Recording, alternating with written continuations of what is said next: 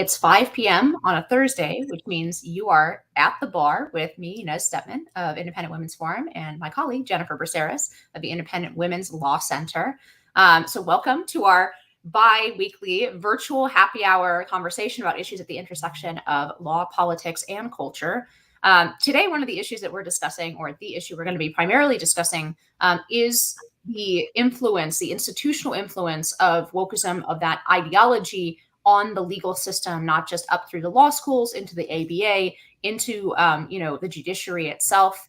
And we have Aaron Sibarium here. He wrote that blockbuster piece for Bari Weiss for her Substack, talking about sort of the institutionalization of this ideology throughout the legal system. So we will get to that in just a minute.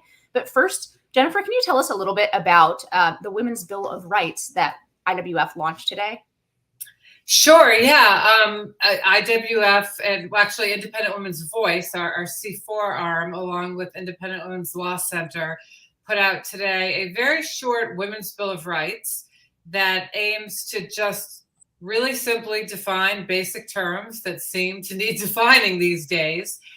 Terms like female, woman, mother, sex, what these things mean in common understanding and what they should mean under state and federal law, because those terms seem to be in dispute these days. So we thought we should, to wrap up March, which is Women's History Month, that we would unveil this Women's Bill of Rights, which we hope will be passed into law at both the federal level and state and local levels, because it's long overdue.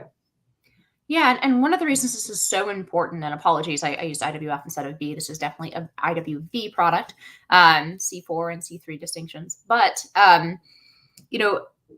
this is so important because, as we saw with the confirmation hearings, there are so many people who refuse to define the word woman, to refuse to define sex. And this is more than a semantic sort of exercise. There is a lot of really important civil rights law that uses the word sex. For example, Title VI, Title IX, right?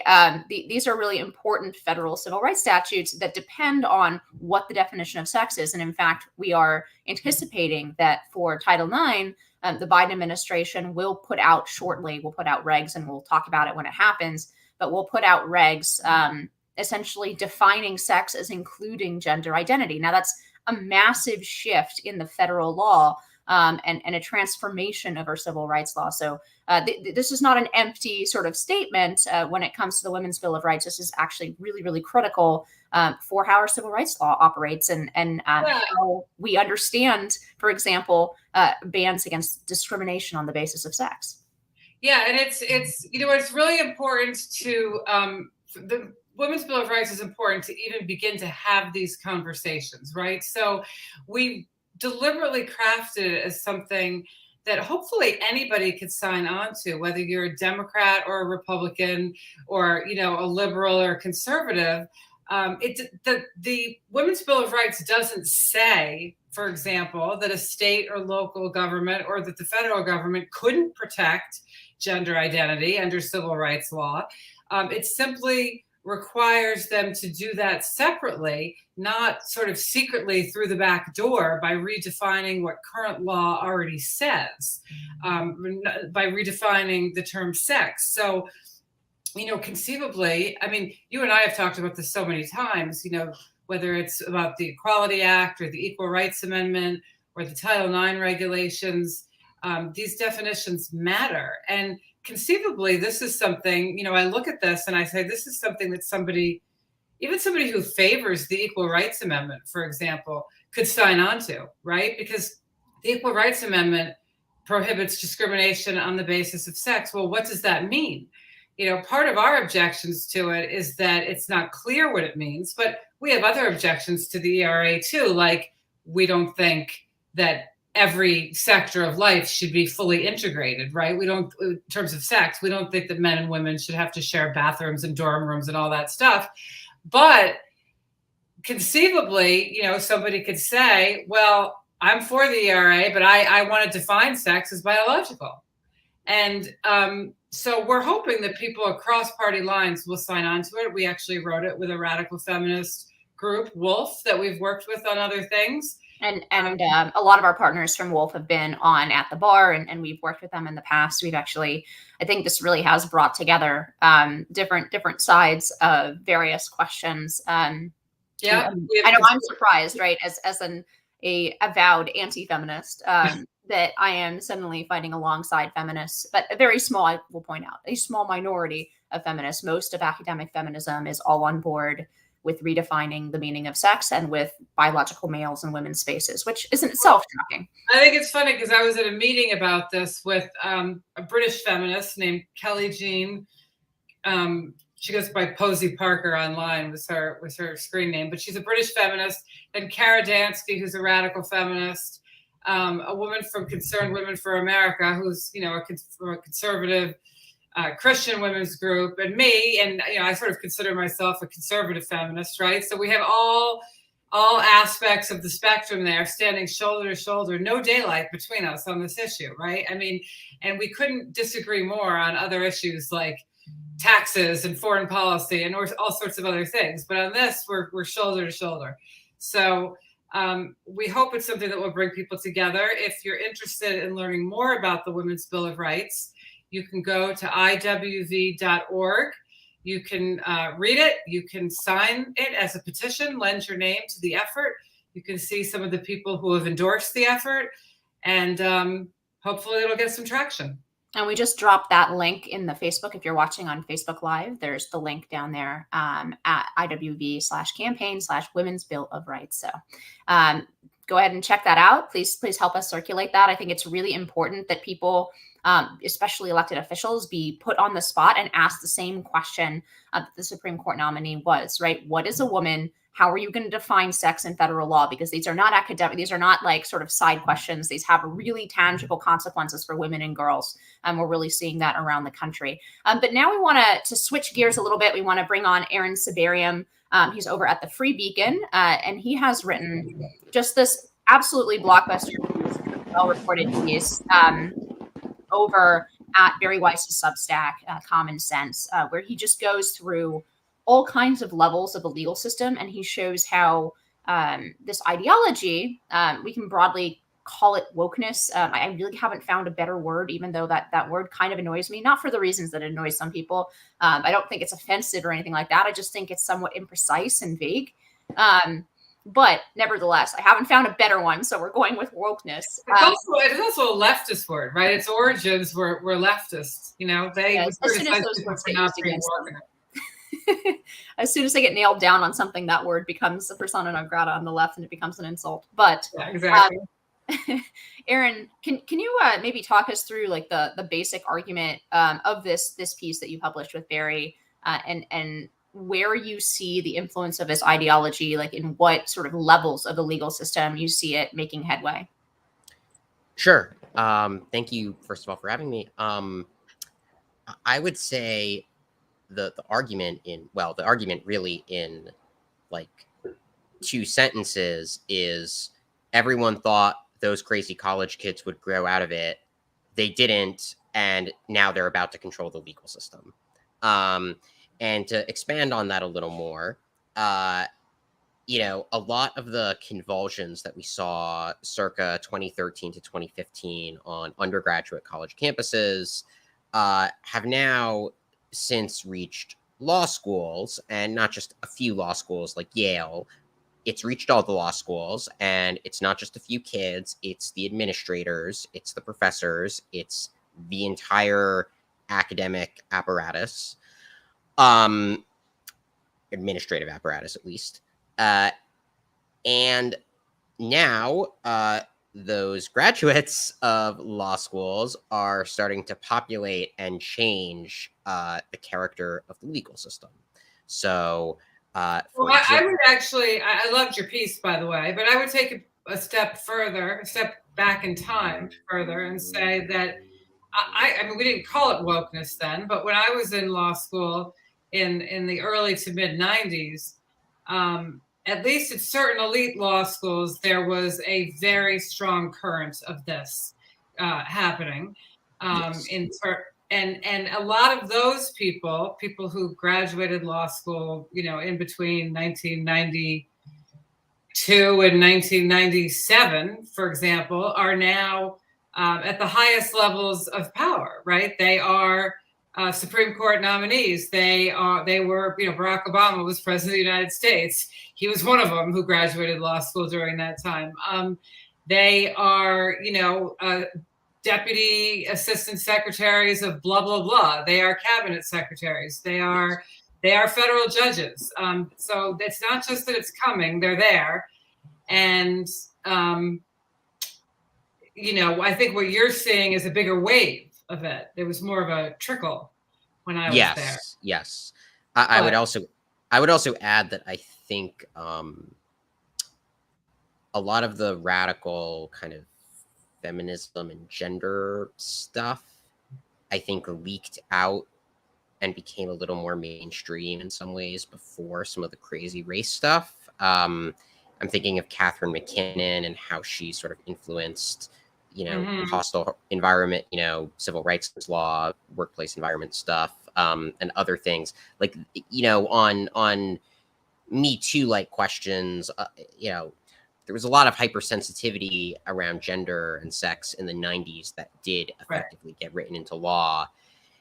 The thing is now, right, you're seeing it not just with gender, but with race. So, for example, you have all these high profile initiatives to just do over race discrimination. We've talked about, I think you guys had me on to talk about racism, race and racial discrimination in the allocation of COVID drugs, right? And the thing is, a lot of people will comfort themselves by saying, but that violates civil rights law and that violates the 14th Amendment. So, it's okay. The law will slap this all down. Well, what happens when this stuff gets to law firms and gets to judges, and gets to the American Bar Association, right? I think what was so critical about your piece is that whereas before, people that had some of these views were starting to, infiltrate our major institutions, what's really different now is that there's not a respect for the basic underlying premise of our legal system, which is that everybody deserves the right to counsel. And so whereas before people might have had substantive views that were crazy, they at least thought that everybody deserved a lawyer and everybody deserved a vigorous defense, and they did not view the system itself as corrupt. But now they do. And talk about that a little bit. Yeah, so it's increasingly difficult, I would say, for disfavored people to find representation, at least at a lot of big elite law firms. There are conservative litigation boutiques, so I'm not saying that it's impossible for anyone on the right to get representation. Of course, that's not true, but there has clearly been a change if you talk to lawyers in a lot of these big law firms regarding the boundaries of what is and is not considered an acceptable representation. Someone had a good quote where they said it used to be that people would just say, all right, maybe it's a Catholic hospital system and I'm pro-choice, but whatever, you just kind of sucked it up and did the work. And maybe if you personally had a really strong view on abortion, they'd say, okay, well, you personally don't have to work on this case. But now it's like a lot more lawyers are saying this about a lot more topics. And so it's pretty hard to corral the staff at law firms to take various causes and cases, first of all. But then the other thing that's changed is that corporate America and the other clients that these law firms have, they've all gone woke too. And what the woke clients will do is they'll pressure law firms to drop their less woke clients.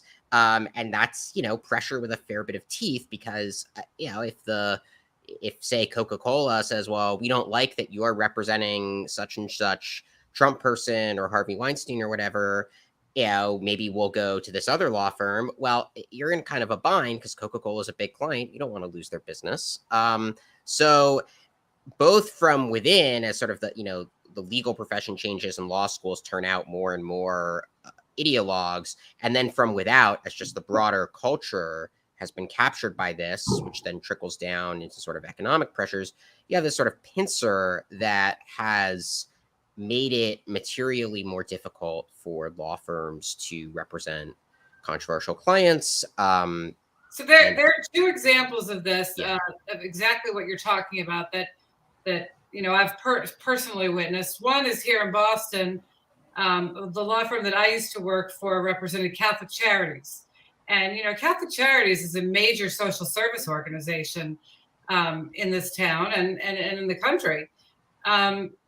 But they came under pressure, and this was again a little bit before the current era of extreme wokeness, but the law firm came under severe pressure because the Catholic Church didn't support gay marriage. This was in the days before gay marriage was legal in every state in the country. I think it was legal in Massachusetts at the time, so I don't really know what the big issue was. But and the law firm ended up dropping Catholic Charities as a client, which was absurd because actually the charitable arm, right, Catholic Charities, didn't. I guess the only way it affected their position on that, I think they must have run an adoption or foster child section, and they wouldn't place children with gay foster parents or gay adoptive parents. That must have been the hook, or how it was relevant. But they pressured the firm to drop Catholic Charities as a client, which just it didn't seem right, because, as you say, everybody has a right to a defense, and Catholic Charities was paying their bills. So I'm not really sure, what the issue was. The other place where I saw this was in the case of my classmate, Ron Sullivan, who was a classmate of mine at Harvard Law School, now a professor at Harvard Law School. And, Ron, I have to say, is on the woke side of the political spectrum himself. And he and his wife, Stephanie Robinson, were, they called them masters at the time of one of the colleges at Harvard. And he's a criminal defense attorney, has been his whole professional life, and was representing Harvey Weinstein. And the students basically ran them out of town. I mean, he still teaches at Harvard Law School, but his contract was not renewed for being a college master, advisor, dorm leader, whatever they call it now, because the students said they were afraid based on his representation of Harvey Weinstein. I mean, well, and something like that happened actually in a law firm, David Boies' law firm, Boies, Schiller, Flexner. And for those who don't know, David Boies is like very liberal lawyer. He represented Al Gore against George Bush in front of the Supreme Court, helped pave the way for gay marriage in California. Yeah, this guy is Democrat on the left through and through, but he ended up getting in some trouble at his law firm because he too had been involved in representing Harvey Weinstein. And so a young woman apparently at at a law firm retreat basically stood up and said, some lawyers at the firm feel uncomfortable being here because you represented Weinstein. She addressed this to Boies and wanted to know if he would pay those lawyers severance pay while they looked for other jobs at presumably less problematic firms. And, I mean, so that's an example of what this is not just at Harvard, the kids, yelling at the guy and saying, we don't want you as a dean or whatever. This is in law firms, people are getting chewed out for representations that they've taken in the past or are currently taking on. Well, let's back up here for a moment. I want to talk about the different levels that you sort of go through in your piece. So there is this level at the law firm where you have essentially young associates who are woker than the partners and are essentially threatening to switch law firms or to refuse to work in an environment where somebody in the law firm is representing a bad client, right? And then you turn to the ABA. Can you talk a little bit about the new requirements from the ABA and then how they are being carried out? For example, in Georgetown Law, you have a follow-up piece saying Yeah. essentially Georgetown has taken this requirement and really fleshed it out, set the standard, if you will. Yeah. So could you talk a little bit about that? Well, yeah. So they have, although actually there's a little interesting kind of prehistory there, which is that Georgetown was one of a bunch of schools that actually asked the American Bar Association to dictate kind of standards on anti-racist education. The dean of the school was one of 150 who signed a letter asking the American Bar Association to make as an accreditation requirement that that law schools have to teach about cross-cultural competency and racism. And then so what happens? Less than 2 years later, in February of this year, the American Bar Association basically adopts almost the exact requirement that all these law deans had asked for. And it basically says you need to learn about racism, bias, cross-cultural competency, both at the start of your law school career and then at least once more before graduation. And the assumption is that the legal system is racially biased, right? Yes, yes. This is clearly yes, and one of the requirements actually it's more extreme than that. It's that in the legal ethics class that people are already required to take, now they're going to be required to teach that one of the obligations of a lawyer, the ethical obligations, is to be clear, these are professional obligations. Yes.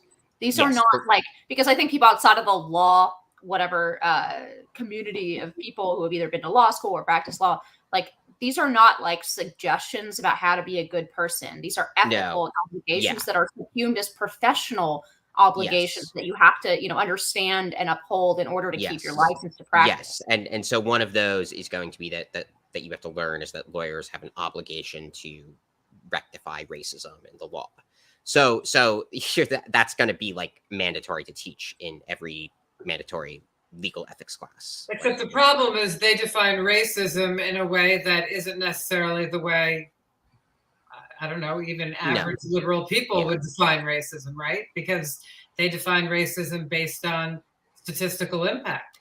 Correct. And now, yes, I mean, that's obviously true. I would note that even if they didn't define it that way, they would still be dictating the content of curricula in a way that they don't really, or they haven't traditionally done. So even if that weren't true, this would be overreach. But yes, it makes it worse that they have this really crazy definition of racism.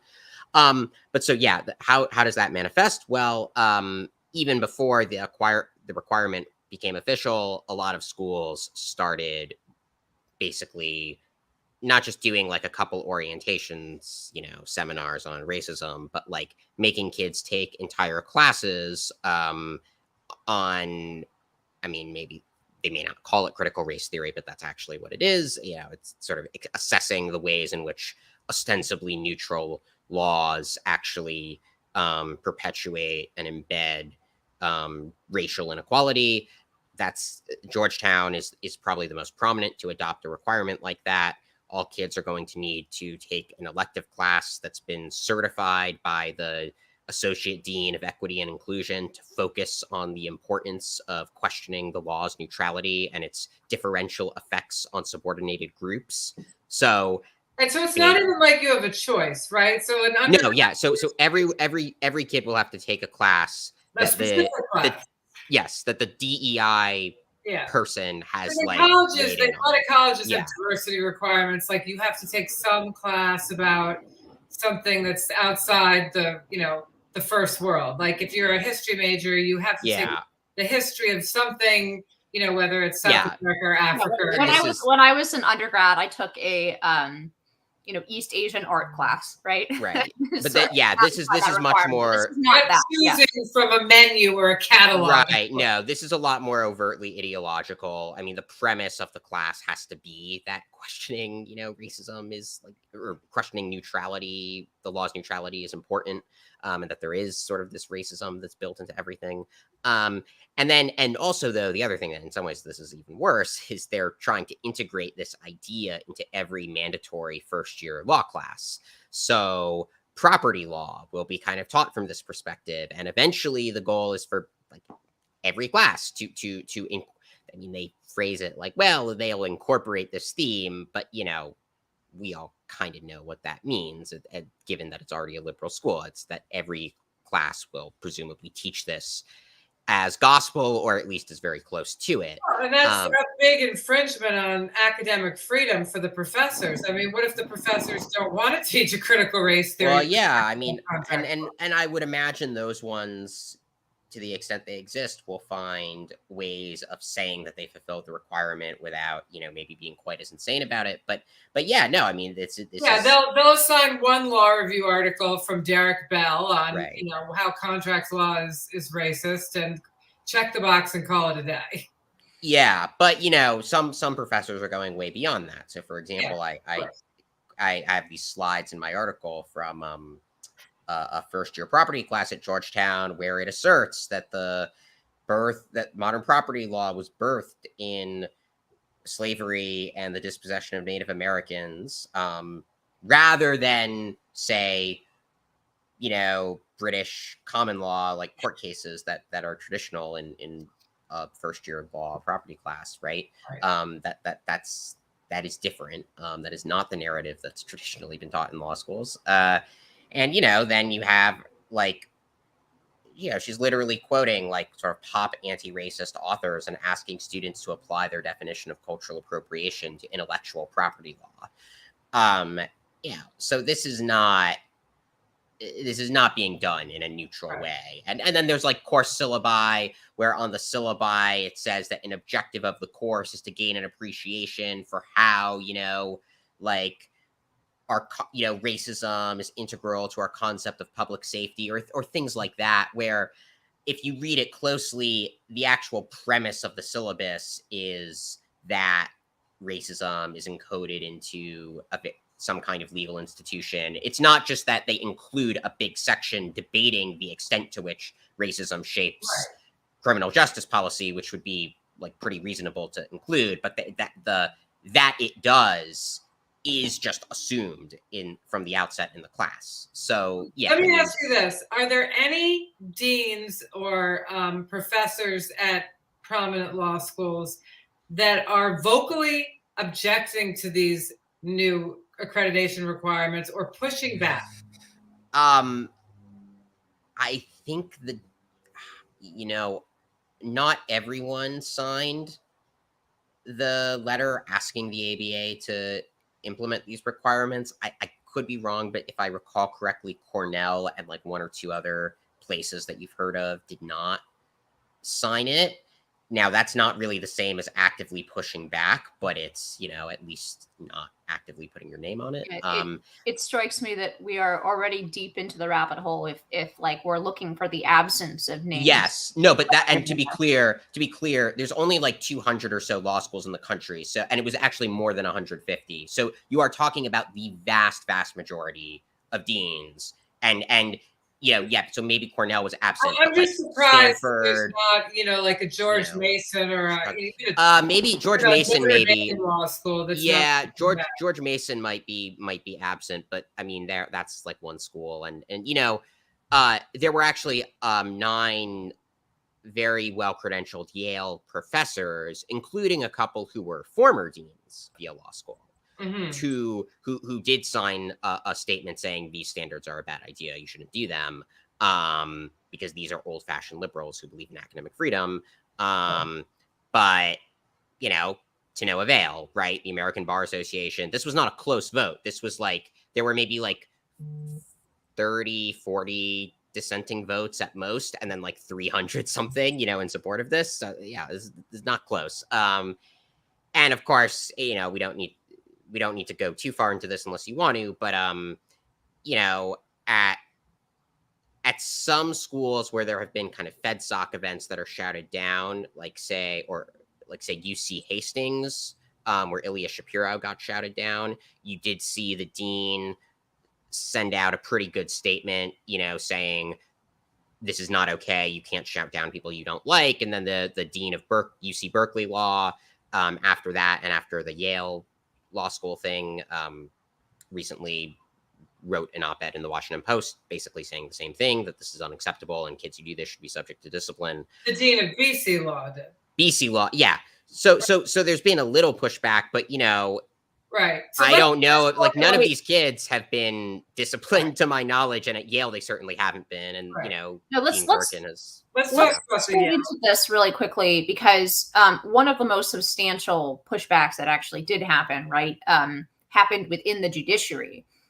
And you have a section on the judiciary, and you have a section on the fact that, you know, these sort of students, they don't just go on to pressure their firms into dropping Harvey Weinstein, right? They as a client, they go into the judiciary. Ultimately, many of them do, the most successful of them. And we had a pushback within the judiciary, right? So we have DC Circuit Judge Lawrence Silberman sent an email out, and basically saying that federal judges should consider not hiring any student who engages in this kind of activity, that the inability to respect the First Amendment is disqualifying for working in the American judicial system. So you have this very strong statement, and then you kind of have not a lot of response from within the judiciary. Like somebody's like, "Stop emailing me," you know. I suspect there are a lot of judges, especially conservative judges, who, you know, agree with this. Both based on intuition and some, you know, through the grapevine things that I've heard. But yeah, you know, the reality is that as you said earlier, Jennifer, you know, this stuff isn't totally new. And look, I mean, disciples of Derek Bell are now federal judges. So one of the examples I cite in my piece is Wilhelmina Wright, who was actually briefly considered by Biden for the Supreme Court. So, you know, she could have easily gotten onto the highest court of the land. She's a federal judge in Minneapolis. And she gave an arsonist who ended up killing a father of five, because the guy was trapped in a building that the arsonist burned. She ended up giving this arsonist a much lighter sentence than federal sentencing guidelines called for. And, you know, on its own, right, you could argue, well, intent matters, and maybe if the guy didn't mean to kill anyone, that should be relevant. Okay, fine. But the thing is, that's in context, that's not really all that she seemed to be saying.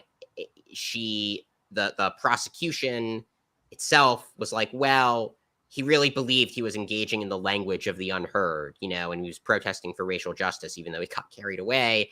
And the judge seemed to buy that argument.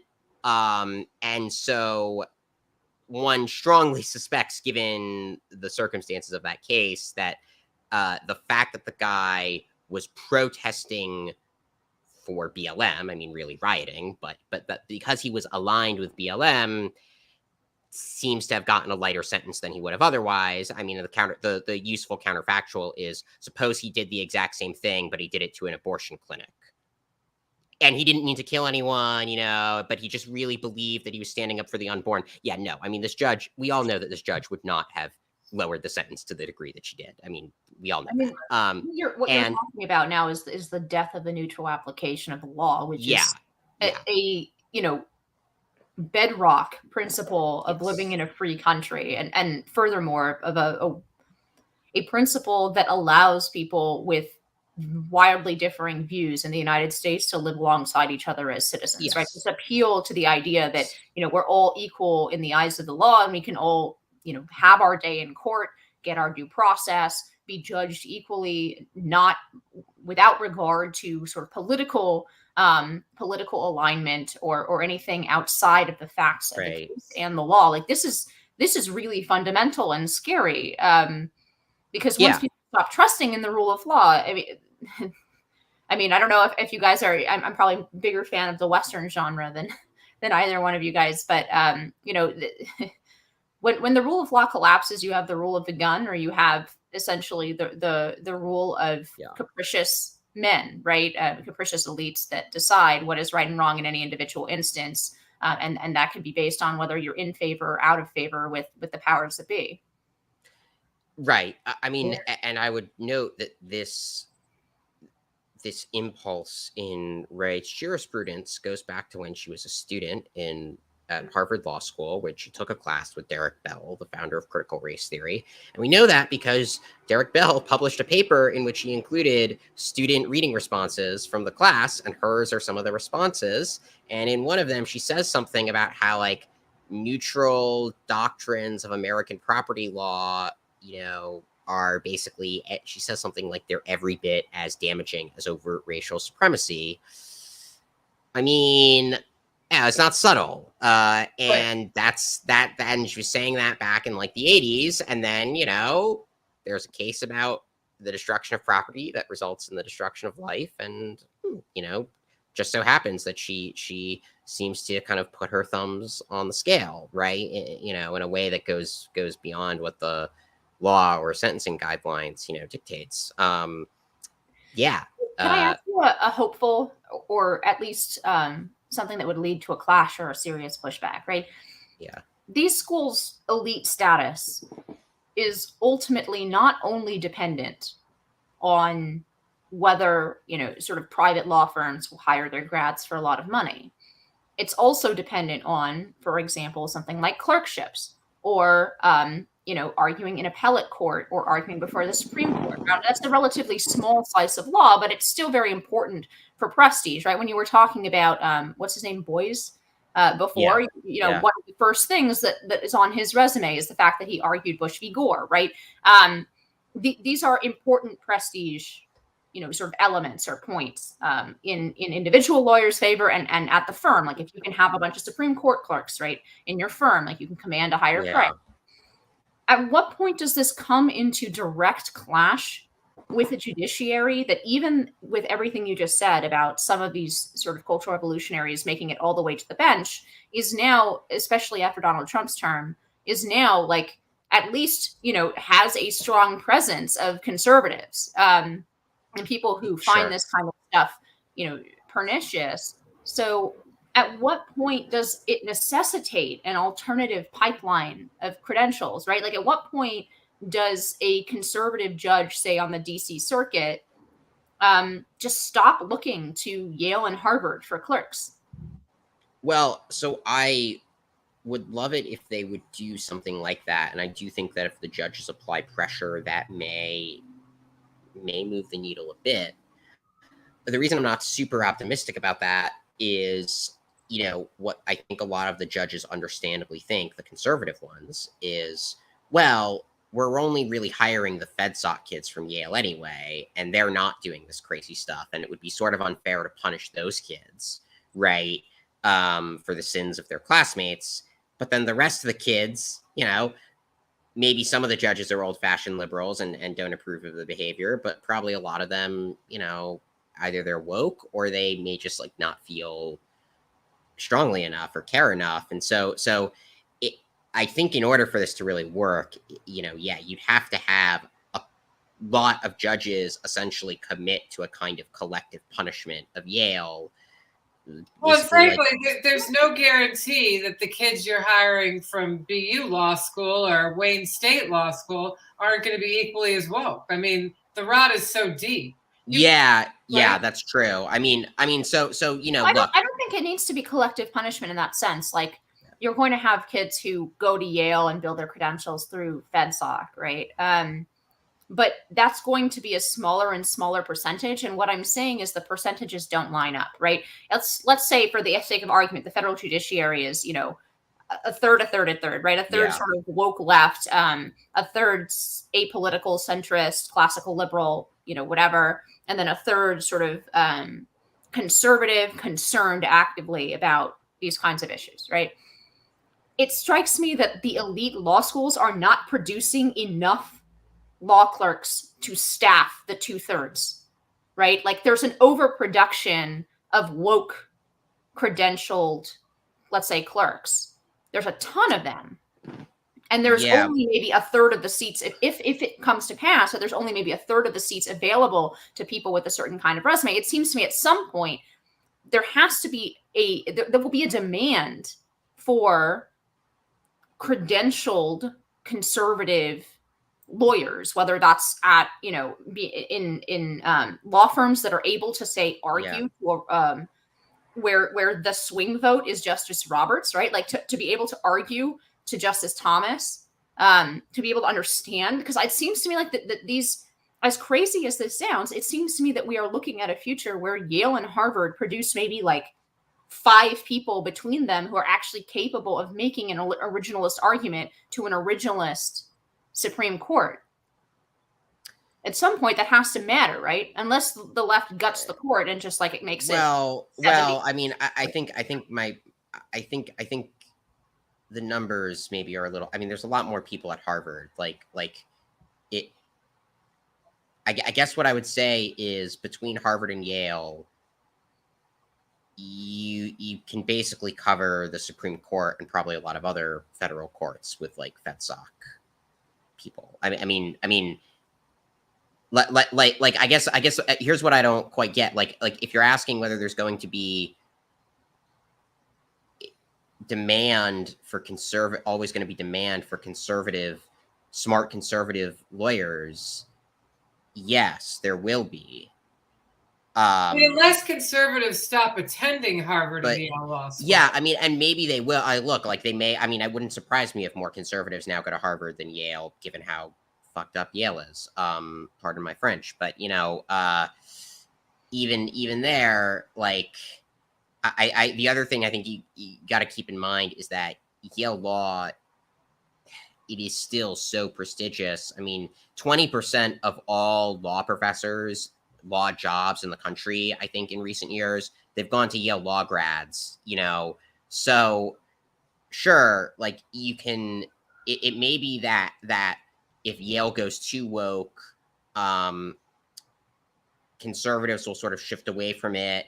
It will lose a little prestige, and maybe there is kind of a self-correcting mechanism where they feel like they have to get back into the right's good graces. It's possible. But, that would really require, I think, just like zero conservatives to go to Yale Law.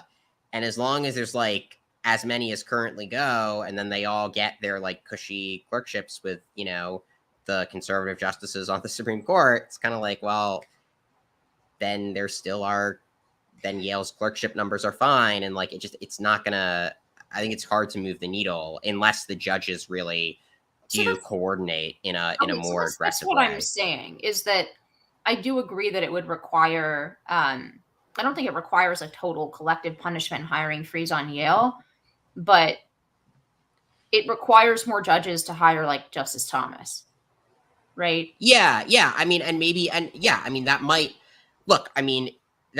if they do that might work. I mean, I guess I also will say that's more of a systemic response. How about a smaller response? Let's get rid of some of these horrible deans. And right? I mean, what is the role of leadership here? Like, isn't there a classical liberal among them who will stand up and say, this is ridiculous? Well, we believe in the right to counsel. We believe in due process. We believe in the First Amendment. And no, you're not going to scream down speakers. And no, you're not going to demand that your law firm doesn't represent criminals or murderers or sexual predators. Yeah. I mean, it seems you'd think, but look, like who? My understanding is that of all the plausible candidates for dean at Yale Law School, Dean Gerken is probably among the least woke, which is saying something, because she's been totally spineless and has capitulated to all of the insanity. But who's the alternative? I mean, look, what I think also needs to happen, and I'm not super optimistic about this. Amy Chua for dean. Yeah, but you know what? There needs to. The other thing is like donors.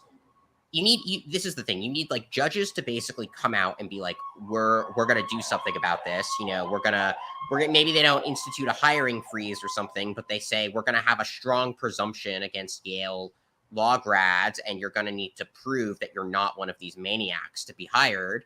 And, ideally, and, I don't think that really works if it's just, that's just the conservative judges. I do think you would need some more centrist or even left-wing ones to kind of do that. And I'm not optimistic about it. But you'd also look like, for one thing, donors should like stop giving to these schools. And also judges should just make more statements slamming them. Well, I'm proud to say I've given not one dime to Harvard Law School ever.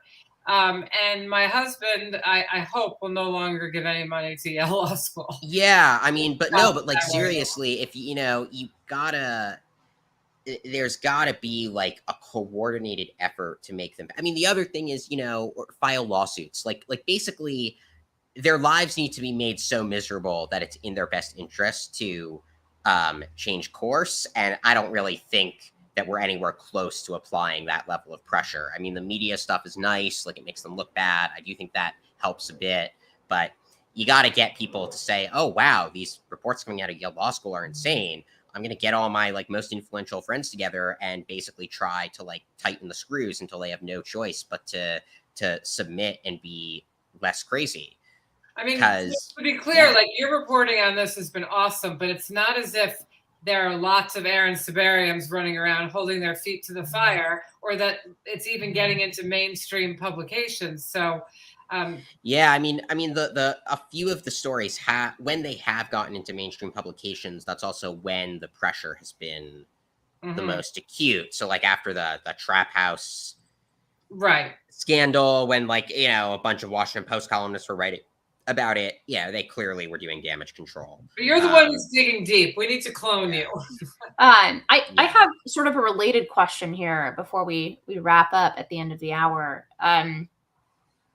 Speaking of applying screws, right? The other side is definitely going to apply screws. And one of the ways, I guess I want to ask you, how far are we from a bar requirement that makes you attest to some kind of DEI statement? Like, how close are we to, having to attest to something along the lines of this ABA requirement in order to practice law at all?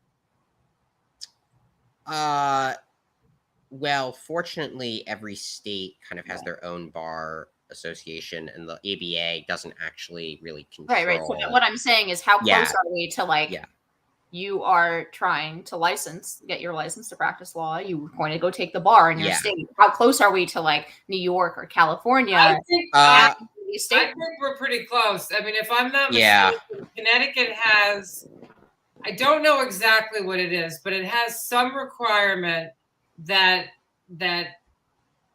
is offensive to conservatives. I forget exactly what it is, because I know a conservative law firm called me about trying to challenge it, finding an attorney in Connecticut who would be willing to challenge it.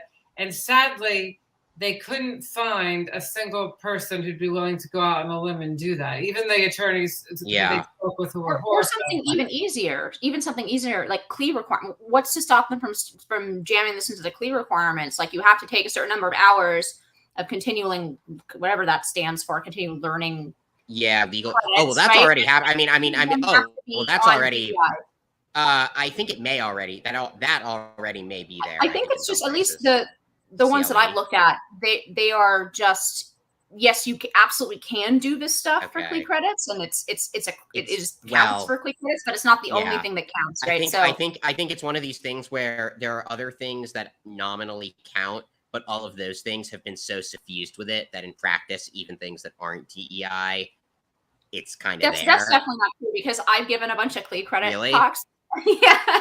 Okay, well, that's good to hear. Pretty easy. I think it's pretty easy. That's good to hear. I imagine that's a door they'll shut pretty soon. Well, wait 5 years. Yeah, I mean, if I had to guess, I'd be like, wait, any one of these things you're like, is it how close are it's like, see where we are in 5 years. We'll probably be there or be extremely close. I mean, and also, like CLE being required to do DEI CLE. I mean, I don't know if there are any states that do that, but I wouldn't, I think there's a lot of soft pressure to do that already. And like just at people's law firms. Well, there's this thing, I didn't talk about this in my piece, but there's this thing called 8.4G, which is a model ABA rule that they encourage state bar associations to adopt. And what 8.4G says is basically a speech code that, lawyers can be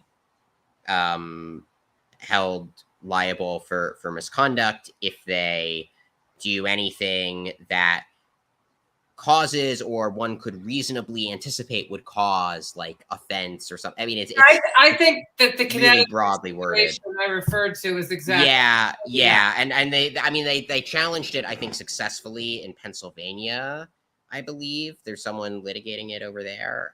But that kind of thing, I suspect, in part or full, will be adopted by more blue states, and it will be that will just increase the number of frivolous ethics complaints. It's not like there aren't frivolous, silly ethics complaints. Like some judge, Edith Jones in Pennsylvania, got an ethics complaint filed against her, which took like 2 years to clear, because she stated statistics about black on black crime in response to a question at like UPenn Law School. So the ethics complaints are already probably already have a bit of a chilling effect, even without these new rules. And with the new rules, I'm sure that will just get worse. So yeah, Inez, I think we may not be quite at that dystopia yet, but we'll get there. We're hovering there. Yes, we are hovering in dystopia. And of course, there's the fact that all of these professional requirements can be used in much the way that Title IX is, right? So like now we see the proliferation of Title IX cases being filed against professors who said something out of line. I know there's the whole Roland Fryer case, right? It's not clear at all whether he's at Harvard, right? Roland Fryer. Yeah. He's at Harvard, but was sort of extremely successful, was a golden boy professor in many ways, but had these very dubious Title IX charges filed after he put out some work that challenged, let's call it the Kendi disparity theory, after he put out some social science work challenging some of this. So, even if these laws on the face, or even these professional requirements on their face, don't immediately go into the sort of go off the edge of the event horizon into tyranny, they can be used in sort of bureaucratic process, which I think is what Erin's work, why your work is so important, Erin. I really I think it is invaluable. Is you are really looking at sort of system by system what the standards, the accreditation agencies, the ABAs of the world, the professional standards, the bureaucratic standards, the sort of all of these things sound very innocuous, best practices standards, stuff like that. All of these things sound very innocuous, but they shape professions and they shape people because they have professional consequences. And when this ideological stuff gets in there, then they end up, being used to apply professional consequences ideologically, which is an incredibly powerful tool to keep people in line. And so, yeah, really, as I wrap up here, definitely go check out Erin's work on this at Free Beacon, at Bari Weiss's Substack. So he's gone through, I guess he went through the medical system and how a lot of the sort of gatekeepers in the medical system have been infected with this ideology. And now he's turning to the legal system. And I imagine he'll keep reporting on that in the future. But Erin Sibarium, Free Beacon, thank you so much for coming on At the Bar. Jennifer, is there anything you want to wrap up with? No, just keep up the good work. We hope to have you back again. Great. Thank you for having me. And At the Bar is a production of the Independent Women's Forum. It's available for viewing on Facebook, YouTube, and IWF.org. You can also listen to it as a podcast on iTunes, Spotify, iHeartRadio, and anywhere you get your podcasts. I hope you join us in 2 weeks for another spirited conversation on the issues, the intersection of law, politics, and culture. Until then, cheers, and we'll see you next time.